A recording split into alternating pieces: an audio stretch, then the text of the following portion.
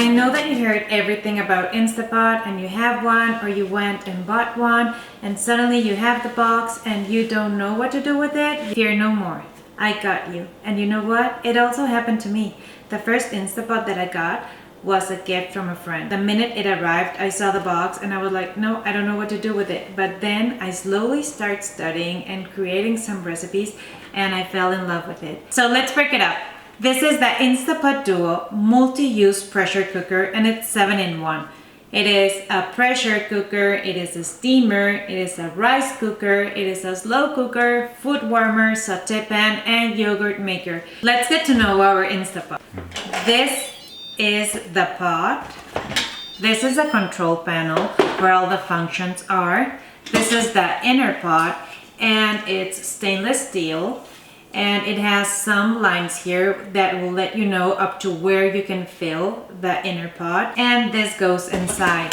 This might sound silly, but never forget to double check that this inner pot is inside your Instapot. I've heard so many stories of people that forget to put the inner pot and start adding their food here, and it totally messes up their Instapot. So always double check that your inner pot is here. Now, this is our lid. The lid has the steam release handle and the float valve. Also, the lid has this silicone ring. It's the sealing ring. This ring is super important because it's the one that seals everything so the pot can pressurize. So always check that the silicone ring is properly placed. It should be nice and snug. The handles have this incision and it's super useful because you can place your lid like this while you cook or you're doing other things. One important thing to know is that your Instapot needs water or other liquid to cook. The liquid is the one that makes the Instapot pressurize and cook all our food. Another important thing is to always check that it's correctly plugged here in the Instapot and in the power outlet. So let's talk about the functions in the control panel. The functions that I use the most are the sauté function, the yogurt maker, and the pressure cooker. And believe me when I say that it's a game changer and you can cook everything faster and the possibilities are endless. Mexicans, you know that we eat beans a lot. And my favorite way to cook them is here in my Instapot. So this is what I do. I press the sauté button. It will automatically set on 30 minutes and if you need to use more, you just press the button again, okay? But for the beans, 30 minutes, it's more than fine. So what I do is I start chopping my onions and by the time my onions are chopped, my pan is already heated. I add a little bit of oil, I add my onions, then I add my beans, I cover them with water, I close my Instapot, I hit the cancel button, and then I press one of the preset functions of the Instapot Duo that it's beans.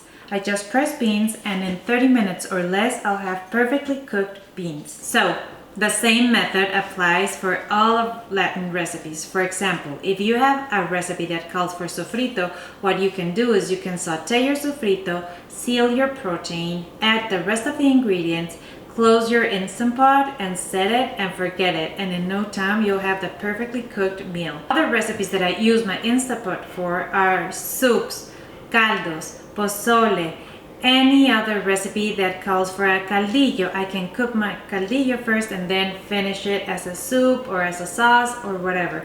This Instapot is so perfect for every Latin recipe. This is also the best rice cooker ever.